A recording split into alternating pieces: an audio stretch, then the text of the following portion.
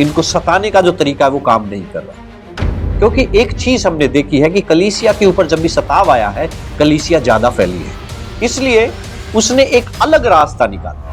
मसीह ने जो क्रूस पर अपना लहू बहाया, उसके द्वारा मसीह ने कौन सी जीत को हासिल कर दिया? आज भी परिवार टूटे हुए हैं, आज भी परिवार दुखों में है, आज भी परिवार वहीं के वहीं है। कोई जीत हमें मसीह परिवारों में देखने को नहीं मिलती है। जब शैतान अटैक करता है, 3 महत्वपूर्ण हिस्सों में, जीवन के 3 महत्वपूर्ण हिस्सों में वो अटैक करता है।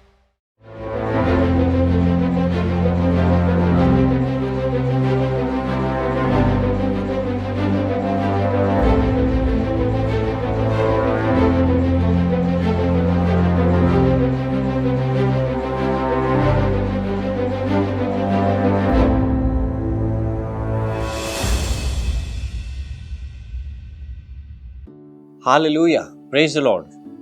हर हफ्ते हम जो बात कर रहे हैं कि किस प्रकार से परमेश्वर के प्लान को तहस-नहस करने की योजना शैतान ने बनाई। हम पिछले 4 हफ्ते से इस बात के ऊपर देख रहे थे कि ये राज्य की लड़ाई है। अगर यीशु मसीह ने ये लड़ाई जीत ली है तो फिर क्यों बीमारियां हैं, फिर क्यों हम दुखों में पड़े हुए हैं, फिर क्यों यहाँ रोना है, आंसू है, दांत पीसना है।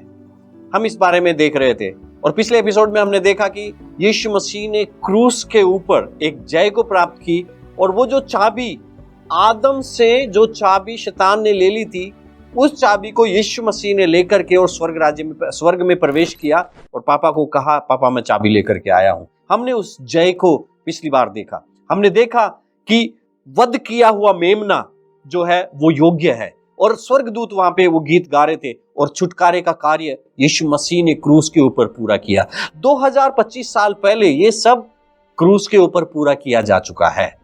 जब 2025 साल हो गए हैं, लेकिन आज भी बहुत सारे लोगों ने ये नहीं सुना कि यीशु मसीह कौन है। और उसके अलावा बहुत सारे लोग आज भी अंधकार के जीवन को जी रहे हैं, आज भी दुखों में पड़े हैं। यहां तक कि पूरे विश्व के लोग एक चिंता में हैं, एक अनिश्चितता में हैं, एक अजीब से डर में लोग जीवन बिता रहे हैं। भूख यहाँ पे है, प्यास यहाँ पे है, गरीबी है, लाचारी है और एक भीड़ है जो न जाने कहां जा रही है, जिसको ये पता नहीं है कि हमारा लक्ष्य क्या है। तो अगर यीशु मसीह ने 2025 साल पहले उस जय को प्राप्त कर लिया तो फिर आज ये सब क्यों हो रहा है? एक बहुत बड़ा प्रश्न हमारे सामने है। बहुत सारी ऐसी बीमारियां हैं जिनके नाम से डर लगता है, लोग उनका नाम लेने से डरते हैं। तो फिर जीत कहां है? कौन सी कलवरी की जीत की हम बात करते हैं? मसीह ने जो क्रूस पर अपना लहू बहाया, उसके द्वारा मसीह ने कौन सी जीत को हासिल कर दिया? आज भी परिवार टूटे हुए हैं, आज भी परिवार दुखों में है, आज भी परिवार वहीं के वहीं है। कोई जीत हमें मसीह परिवारों में देखने को नहीं मिलती है। यीशु मसीह ने यदि शैतान को सच में हरा दिया है तो ये सब क्यों हो रहा है?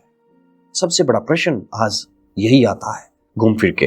हम कैसे अपने परिवारों को, अपने बच्चों को, आसपास के लोगों को, हमारे रिश्तेदारों को हम उस शैतान के चंगुल से हम कैसे बचा सकते हैं? विशेषकर हमारे फाइनेंसेस को, हमारी हेल्थ को और हमारे रिलेशंस को हम कैसे उस शैतान के चंगुल से बचा सकते हैं? प्रियो, मैं आपको बताना चाहता हूं, जब शैतान अटैक करता है तो विशेषकर से मैंने देखा है 3 पार्ट में, 3 महत्वपूर्ण हिस्सों में, जीवन के 3 महत्वपूर्ण हिस्सों में वो अटैक करता है। पहली चीज है वो हेल्थ को अटैक करता है, दूसरी चीज है वो फाइनेंसेस को अटैक करता है, हमारे कमाई के सोर्सेस पे वो अटैक करता है, और तीसरा वो रिश्तों पे अटैक करता है, रिश्ते टूटते हैं। हमारे मसीह परिवारों में मैंने देखा इन तीनों चीजों के ऊपर बार बार अटैक किया जा रहा है। बार बार लोगों के फाइनेंस के ऊपर अटैक किया जाता है। लोग कमाते हैं, लेकिन जितना कमाते हैं उससे ज्यादा ब्याज में चला जाता है, जितना कमाते हैं उससे ज्यादा खर्चा आने वाले टाइम में होने को लगता है। जैसी सैलरी आती है पता चलता है कि इस महीने तो इतना ज्यादा खर्चा आ रहा है, इस सैलरी से तो काम नहीं चलने वाला है। नई तरह की बीमारी, विशेषकर से मैं देखता हूं बहुत सारी तरह की बीमारियां, बांझपन। परमेश्वर के वचन में लिखा है कि तो हमारे घरों में, मसीह घरों में जानवर भी बांझ नहीं होंगे, लेकिन परिवारों में बांझपन की आत्मा पाई जाती है। प्रियो, ऐसे कई बीमारियां जिनका कोई इलाज नहीं है, ऐसी बीमारियां मसीह परिवारों में पाई जाती है। तो फिर जीत कहां है? तो फिर जीत कहां है?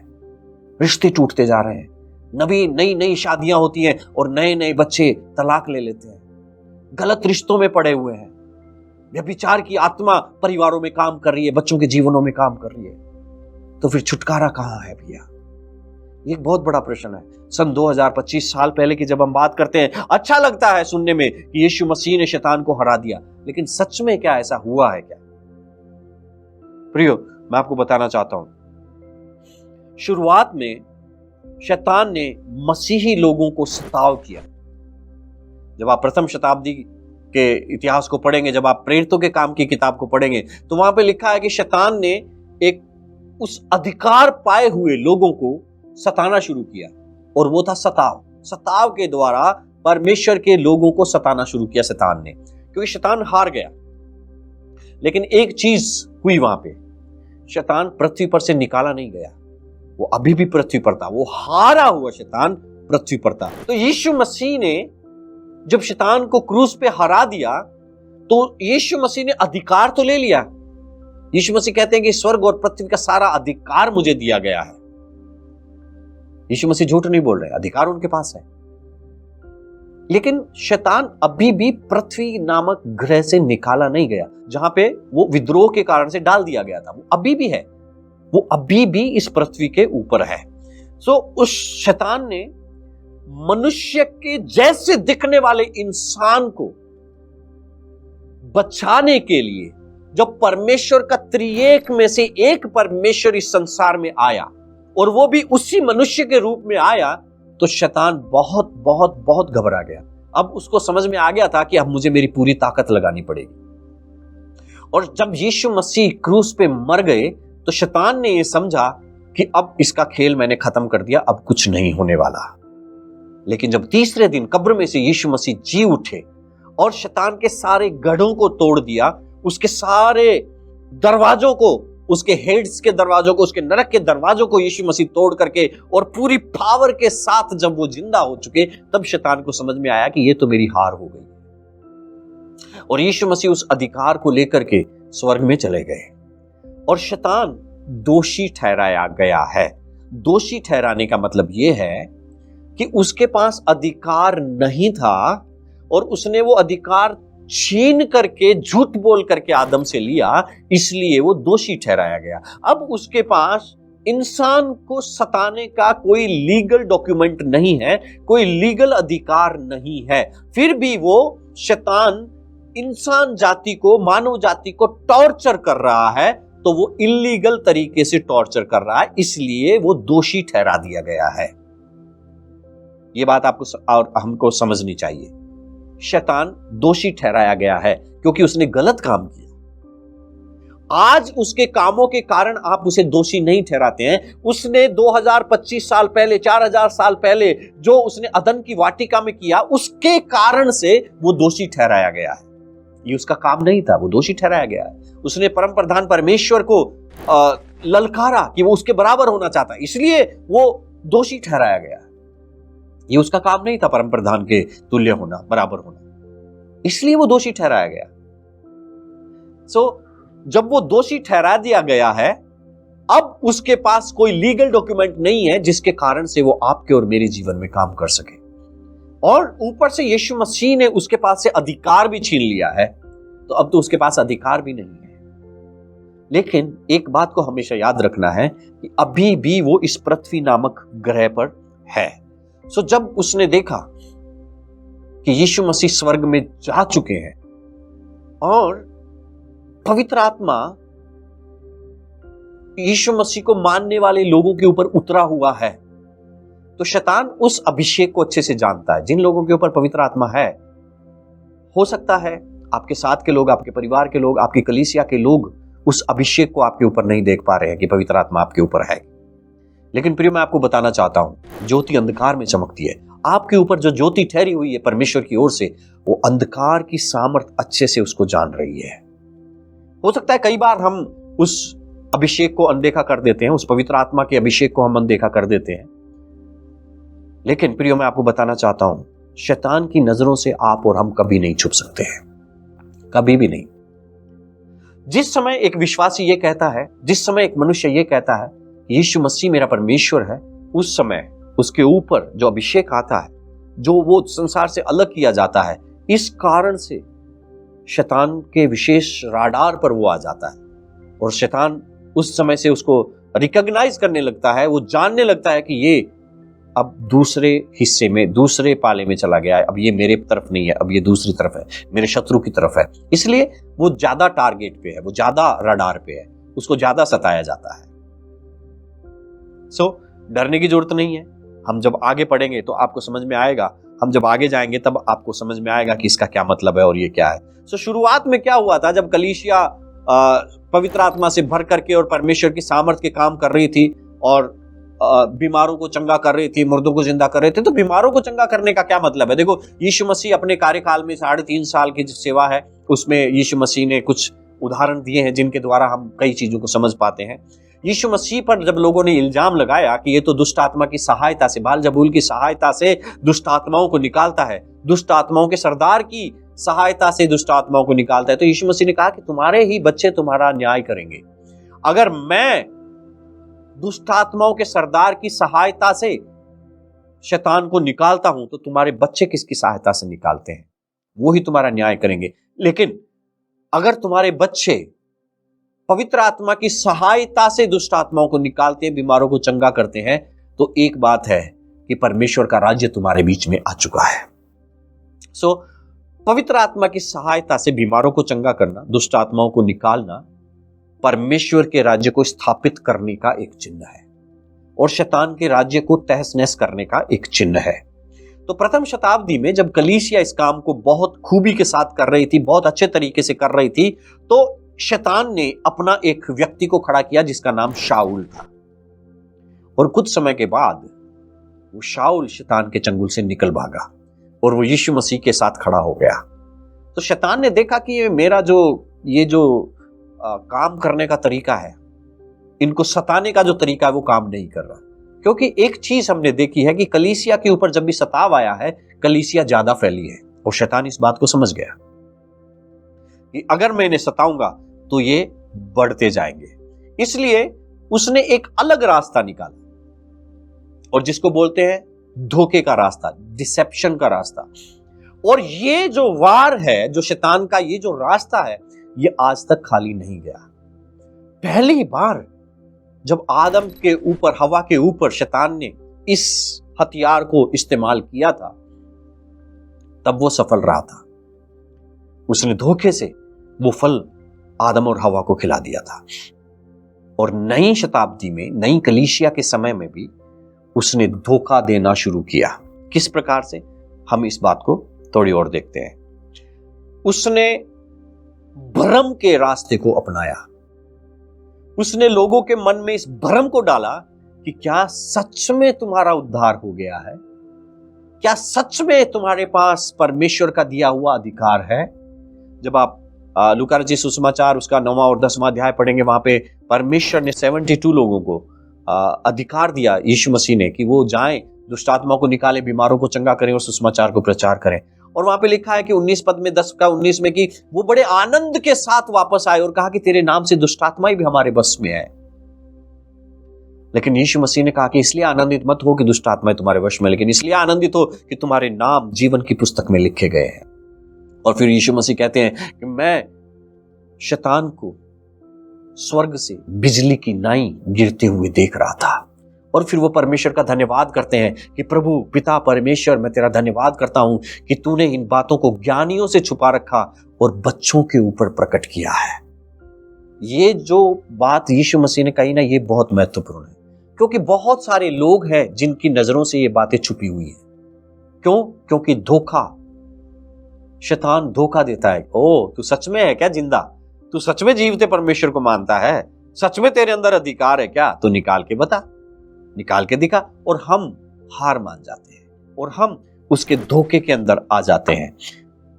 मसीही लोग ये विश्वास करने लगे हैं कि ये बीमारी परमेश्वर की ओर से है, ये गरीबी परमेश्वर की ओर से है, ये जो परिवारों में मेरे हो रहा है, हमारे रिश्ते टूट रहे हैं, हमारा फाइनेंसिस डूबता जा रहा है, ये शायद परमेश्वर की मर्जी है कि हम गरीबी में रहें। परमेश्वर हमें कुछ सिखाना चाहता है। प्रियो, मैं आपको बताना चाहता हूं, परमेश्वर कभी भी बीमारी के द्वारा, गरीबी के द्वारा, लाचारी के द्वारा, घरों में क्लेश के द्वारा, रिश्ते तोड़ने के द्वारा आपको और मुझे कुछ नहीं सिखाएगा। ये अच्छे शिक्षक नहीं है। लड़ाई अच्छा शिक्षक नहीं है, नशा अच्छा शिक्षक नहीं है। परमेश्वर के पास एक बहुत अच्छा शिक्षक है और पवित्र आत्मा उसका नाम है। वो अद्भुत सहायक है, वो अद्भुत तरीके से सिखाने वाला है। और अगर परमेश्वर को सिखाना है तो हमारे पास वचन हमारे हाथ में दिया है प्रियो, हम वचन से सीख सकते हैं। हमारे पास अगुवे दिए गए हैं, परमेश्वर हमें अगुवों के द्वारा सिखाता है, लेकिन बीमारी के द्वारा आपको और मुझे परमेश्वर कभी नहीं सिखाता। ये शैतान का एक बहुत बड़ा धोखा है, जिसमें वो कहता है कि मैं बीमारी से तुझे सिखा रहा हूं। और लोग जो है ना, इस धोखे को स्वीकार करके और परमेश्वर के ऊपर दोष लगाने लग जाते हैं कि परमेश्वर शायद हमें कुछ सिखाना चाहता है। पता नहीं क्यों प्रभु तू ये बीमारी हमारे परिवार से नहीं निकाल रहा है। लोग इस तरह की प्रार्थनाएं करते हुए मैंने देखा है। परमेश्वर को दोष देने की प्रवृत्ति जो है ना लोगों में आ गई है। नकली मसीही जो कि बिल्कुल असली मसीही जैसे होते हैं, लेकिन उनमें फर्क यह है कि एक तो अनरिन्यूड माइंड है और एक रिन्यूड माइंड है। एक वो है जो वचन के अनुसार अपने मन को बदलते रहते हैं, और एक वो है जिन्होंने वचन को पढ़ा, जाना, लेकिन समझा नहीं और उनका मन कभी परिवर्तित हुआ ही नहीं। और ऐसे ही लोग परंपराओं को बनाते हैं जिन्होंने अपने मन को कभी नहीं बदला, जिन्होंने अपने मन को कभी नहीं बदला। उन्होंने परमेश्वर की सामर्थ को कभी भी अपने जीवन में महसूस नहीं की, और फिर वो कहते हैं कि ये बीमारी तो परमेश्वर की ओर से है, क्योंकि ये जा ही नहीं रही है। ये हमारे घर में जो झगड़ा है वो परमेश्वर की ओर से, क्योंकि ये जा ही नहीं रहा है। और पौलुस से तुलना करने लग जाते हैं कि उसने भी 3 बार प्रार्थना की थी, उसका कांटा नहीं गया। अरे भाई साहब, उसने पता नहीं कितने स्वर्गों के दर्शन किए थे। अगर सच में परमेश्वर ने आपको कांटा दिया है तो मुझे आपके दर्शनों के बारे में जानना है कि आप कितने स्वर्गों में घूम करके आए हो पौलुस की तरह। वहां पे मुकाबला मत कीजिए, वो सही नहीं है पौलुस के साथ मुकाबला करना, पौलुस से तुलना करना। उसने स्वर्गों को देखा था। हमने कितने स्वर्गों को देखा मुझे बताइए, फिर मैं आपकी बात पे विश्वास करने लग जाऊंगा। और बहुत जल्दी लोग इस धोखे का शिकार हो रहे हैं प्रिय, और इस धर्म के रास्ते पर चल पड़े हैं जो वास्तव में मसीहत नहीं दिखाती है। ये एक रिलीजन है, ये एक ईसाई रिलीजन में लोग जी रहे हैं, जो कि मसीह का रास्ता नहीं है, जो कि यीशु मसीह का रास्ता नहीं है। सुसमाचार प्रचार बंद कर दिया जाता है और खुद की बनाई हुई धार्मिकता के खोजी हो जाते हैं। हम तो देखो ये कर रहे हैं धार्मिकता के काम, हम तो देखो वो धार्मिकता के काम कर रहे हैं। अब जिन मसीही लोगों को अधिकार दिया गया, वो मसीही लोग डरने लग गए हैं। शैतान का नाम लेने से भी डरते हैं कि शैतान सुन लेगा शायद और हमारे घरों में बीमारियां भेज देगा। और एक झूठे शैतान को मानने लग गए हैं जिसके सिर पर सींग होते हैं। और ये छवि शैतान ने खुद ने बनाई है अपनी, ताकि लोग उसको एक कार्टून की तरह देखें। लोग उसको ऐसे नहीं देखें कि वो एक फाड़ खाने वाला है, कि वो जिंदगियों को बर्बाद कर सकता है, कि वो रिश्तों को तोड़ सकता है, वो बीमारियों को ला सकता है। उसको एक कार्टून के जैसे पेश कर दिया गया है। और ये जो छवि शैतान ने अपनी बनाई है, ये धोखा देने वाली छवि है। शैतान ऐसा नहीं है। पिछले एपिसोड में आप देखिएगा, वो छाने वाला कुरूप था, डफ और सारंगी उसके अंदर बनाई गई थी। वो कार्टून नहीं है, वो कार्टून नहीं है। परमेश्वर की उपासना करने के लिए उसको बनाया गया था, और वो हमेशा परमेश्वर के सम्मुख में खड़ा रहता था। वो छाने वाला कुरूप था। आप पिछले एपिसोड में इसको पढ़ सकते हैं। वो कार्टून नहीं है। उसको भोर का तारा बताया गया था, वो सर्वांग सुंदर था। वो कार्टून नहीं है प्रिय। ये जो कार्टून की छवि है, यह आपको और मुझे धोखा देने के लिए बनाई गई है।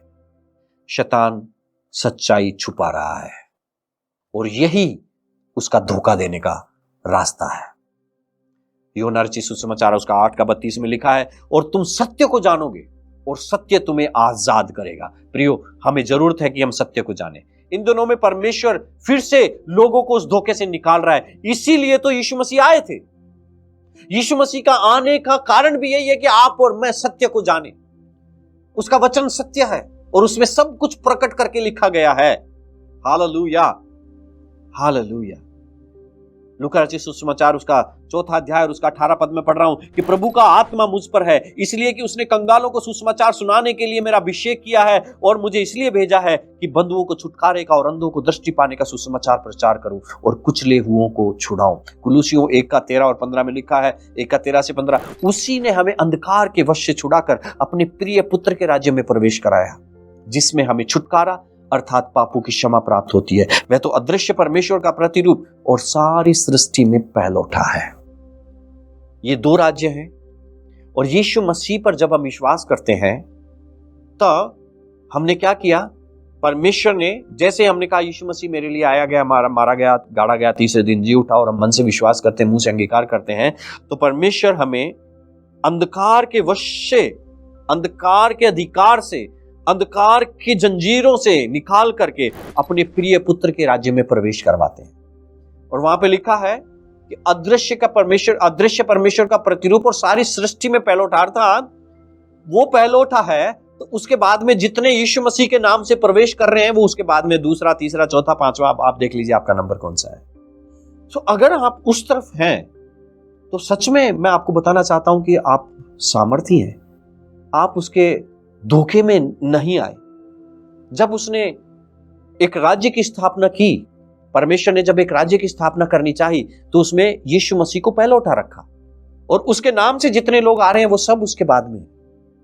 यूहन्ना रचित सुसमाचार उसका 3 अध्याय और 30वां पद में लिखा है, यीशु ने उसको उत्तर दिया, मैं तुझसे सच सच कहता हूं, यदि कोई नए सिरे से न जन्मे तो परमेश्वर के राज्य को नहीं देख सकता। आप इसको अच्छे से जानते हैं। निकोदिमुस के बारे में आप सब ने बहुत अच्छे से पढ़ा है, मैं वो पूरे व्याख्यान में नहीं जाऊंगा, वो पूरी समझ में, वो पूरे में नहीं जाऊंगा। यहाँ पे बहुत सारे लोग ऐसे हैं जो इसमें बहुत बड़े बड़े प्रचार करते हैं, लेकिन मैं आपको बताना चाहता हूं, ये जो नया जन्म पाए हुए लोग हैं, ये उस परमेश्वर के राज्य के अंदर है और इनके ऊपर शैतान की कोई भी सामर्थ काम कर सकती नहीं है, और अगर कर रही है तो वो धोखे से कर रही है, क्योंकि मसीही लोग, नया जन्म पाए हुए लोग इस बात को स्वीकार कर चुके हैं कि वो 2 सींग वाला है और ये जो बीमारी मेरे ऊपर आई है ये परमेश्वर की ओर से है, ये जो संकट मेरे परिवार में आया ये परमेश्वर की ओर से है। जिस समय आप सच्चाई को जानोगे कि ये शैतान की ओर से आपके जीवन में भेजा हुआ है, आपको जलन हो जाएगी। और मेरा आज के इस एपिसोड का उद्देश्य यही है, आप इस सच्चाई को जानें कि अब अधिकार ले लिया गया है, रिस्टोर कर दिया गया है। जहां पे वो था वो सही हाथों में आ गया है। वो गलत हाथों में था, लेकिन अब वो गलत हाथों में नहीं है, वो अधिकार अब सही हाथों में है। जिस समय हम यीशु मसीह पर विश्वास करते हैं, पवित्र आत्मा के द्वारा हम मसीह में एक हो जाते हैं, उसकी हड्डी में की हड्डी और उसमें उसके मांस में का मांस हो जाते हैं। अब हम आत्मिक रूप से स्वर्गीय स्थानों में बैठाए हुए हैं, क्योंकि उसमें होने का मतलब यही है। 1 कुरिन्थियों उसका 12 में लिखा है, क्योंकि जिस प्रकार देह तो एक है और उसके अंग बहुत से हैं, और उस एक अंग के सब अंग बहुत होने पर भी सब मिलकर एक देह ही है, उसी प्रकार मसीह भी है। सो प्रियो, हम आत्मिक रूप से तो स्वर्ग में परमेश्वर के साथ हैं, यीशु मसीह के साथ हैं, लेकिन शरीर के हिसाब से हम इस संसार में हैं। यीशु मसीह ने कहा कि धरती पर मेरी देह है, कलीसिया यीशु मसीह की देह है, यीशु मसीह उसका सर है। सो पौलुस इस बात को बहुत अच्छे से समझाता है कि हम में से कोई तो यीशु मसीह का हाथ है, कोई यीशु मसीह की आंख है, कोई यीशु मसीह के कान है, कोई यीशु मसीह के पैर है। हम यीशु मसीह की देह के अंग हैं। हम सब मिलकर एक देह है, पूरे संसार की कलीसिया मिलकर हम एक देह है। यीशु मसीह आज भी संसार में कलीसिया के रूप में जीवित है। वो पिता के पास है, लेकिन इस संसार में वो कलीसिया के रूप में जीवित है। उसका शरीर होने के कारण हम भी ये कह सकते हैं कि प्रभु का आत्मा मुझ पर है, उसने कंगालों को सुसमाचार सुनाने के लिए मेरा अभिषेक किया है और मुझे इसलिए भेजा है कि मैं बंधुओं को छुटकारे का और अंधों को दृष्टि पाने का सुसमाचार प्रचार करूं और कुचले हुओं को छुड़ाऊं, क्योंकि मैं उसी की देह हूं, उसी का आत्मा मेरे ऊपर है। मैं वैसे ही हूं जैसा यीशु मसीह है। मैं यीशु मसीह की देह हूं, मैं यीशु मसीह का शरीर हूं। यीशु मसीह आत्मिक रूप से पिता के पास है, मैं भी आत्मिक रूप से पिता के पास बैठा हुआ हूं। परमेश्वर का वचन हमें यही कहता है। पूरे विश्व के विश्वासी उसका शरीर है।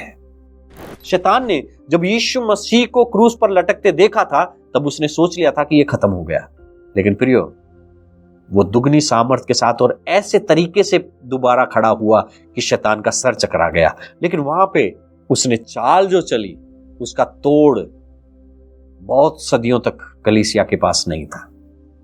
लेकिन प्रकाशन बढ़ते जाते हैं प्रियो, और आज मैं आपको बताना चाहता हूं वो एक धोखा देने वाला है, वो धोखेबाज है। मैं एक और पद आपके लिए पढ़ना चाहता हूं, इफिसियों की किताब उसका पहला अध्याय और 19 पद से मैं पढ़ रहा हूं।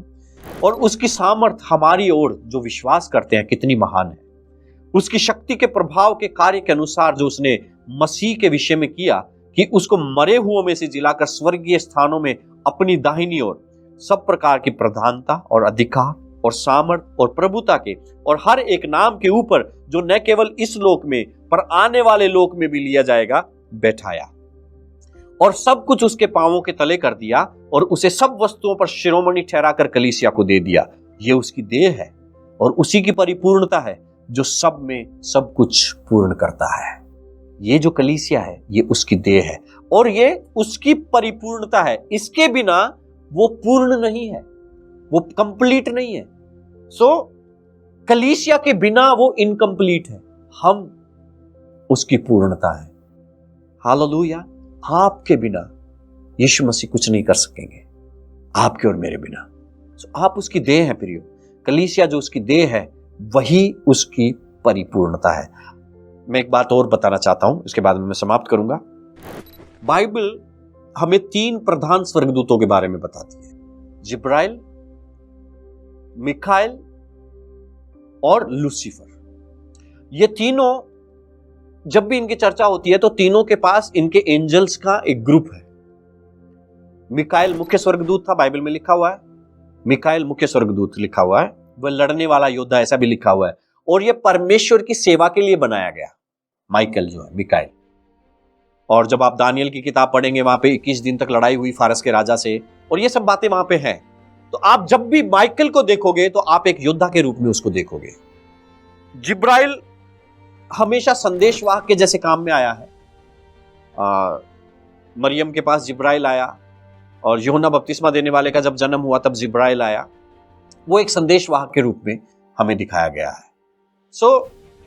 बाइबल स्कॉलर्स ऐसा मानते हैं कि जिब्राइल परमेश्वर की सेवा के लिए, माइकल पवित्र आत्मा की सेवा के लिए, और लूसीफर, देखिए ये 3 प्रधान स्वर्गदूत है, त्रिएक परमेश्वर है। और इन तीनों के बारे में जब हम पढ़ते हैं, और जब हम पढ़ते हैं कि लूसीफर को गिरा दिया गया, प्रकाशित वाक्य उसका 12वां अध्याय में जब आप देखेंगे तो वहां पे लिखा है कि 1/3 जो स्वर्गदूत थे उनमें से 1/3 उसके साथ गिरा दिए गए। तो मेरा मानना यह है कि जब 3 स्वर्गदूत हैं तो जितने 3 प्रधान स्वर्गदूत हैं तो स्वर्ग में जितने स्वर्गदूत हैं उनको 3 पार्ट में कर दीजिए। एक हिस्सा माइकल के साथ, एक हिस्सा जिब्राइल के साथ, गैब्रियल के साथ, और एक हिस्सा लूसीफर के साथ। तो जब लूसीफर गिराया गया तो 1/3 आ गया उसके साथ। अब 2 हिस्से स्वर्ग में बच गए। एक हिस्सा जिब्राइल के साथ है, एक हिस्सा माइकल के साथ है, और तीसरा हिस्सा संसार में स्वर्ग से गिरा दिया गया, पृथ्वी पर गिरा दिया गया। मेरा कहना यह है, आप थोड़ा सा इस बात को समझिए, थोड़ा गंभीरता के साथ इस बात को समझिए।